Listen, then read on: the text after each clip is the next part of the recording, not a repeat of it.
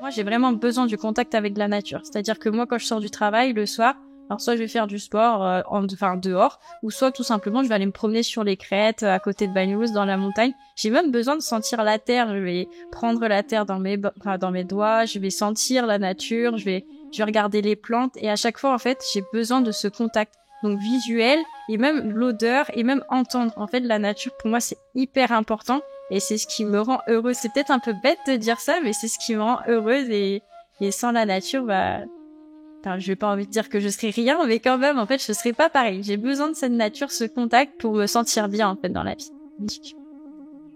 Donc, j'ai toujours vécu à côté de la mer. Et pour moi, la mer, j'arriverais pas, je pense que j'arriverais pas à vivre à un endroit loin de la mer. Et j'ai besoin de ça. Et donc, par mon métier, donc de médiatrice scientifique, j'ai développé une passion qui est le plancton. Et le plancton, en fait, si je peux, j'y vais tous les jours, je vais collecter du plancton en mer et voir qu'il y a un monde invisible qu'on ne connaît pas. Et lorsque je prends cette eau-là, quand on regarde en dessous, on a l'impression qu'il y a juste de l'eau, mais qu'il y a des milliers d'espèces et que je le mets sous le microscope, bah là, en fait, ça me fascine. Et tous les jours, je regarde, parfois, j'ai même la larme à l'œil si je vois une espèce que j'avais jamais vue. On est entouré, en fait, de ces animaux, de ces végétaux, et on ne le voit pas forcément. Parce que pour nous, c'est pas concret, on ne le voit pas. Et c'est là qu'au microscope, on se rend compte qu'on est entouré d'un monde invisible et pas que dans l'eau. Si vous allez, par exemple, dans votre lit, il y a plein de petits acarias qui vous montent sur la tête un peu partout et on s'en rend pas compte. Hein. Et c'est fascinant. Mais oui, c'est fascinant aussi. Mais tous les mondes sont fascinants. Mais le monde invisible, en fait, m'a toujours fasciné. Tout ce qui est au microscope me fascine. Je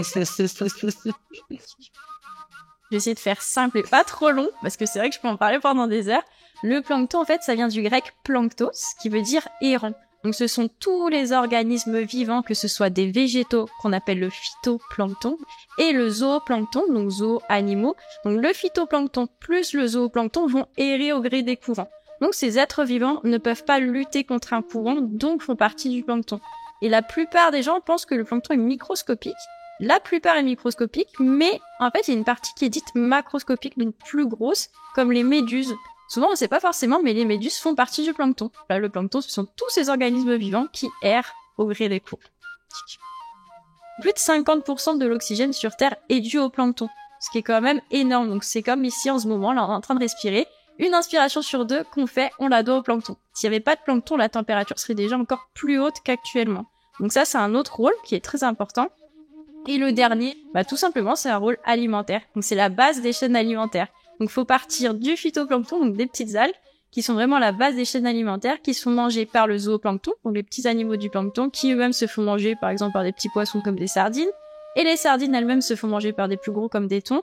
Mais si on n'avait pas la base de la chaîne alimentaire, en fait, on n'aurait pas tout le reste au-dessus. On a besoin de cette base-là pour nourrir le reste de la chaîne alimentaire. Donc, il est très important, mais surtout, en fait, quand on l'observe, il y a tout un tas de diversité de formes et de couleurs.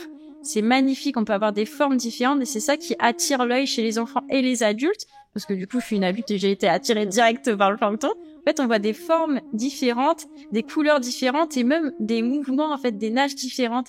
Ils ont chacun leur moyen de mobilité différente et c'est ça qui est beau à voir aussi. J'étais une personne très timide, en fait, au tout départ, quand j'étais petite. Et de travailler avec la nature et travailler avec le plancton, petit à petit, ça m'a ouvert aux autres parce que j'ai trouvé ça tellement magnifique que j'ai voulu le partager, en fait, avec des personnes.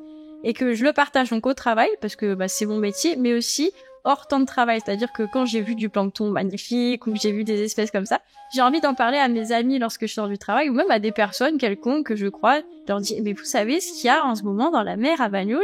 Eh bien, il y a ces espèces. Et avant, j'aurais pas du tout parlé, j'étais vraiment hyper timide. Et en fait, ça m'a ouvert au monde.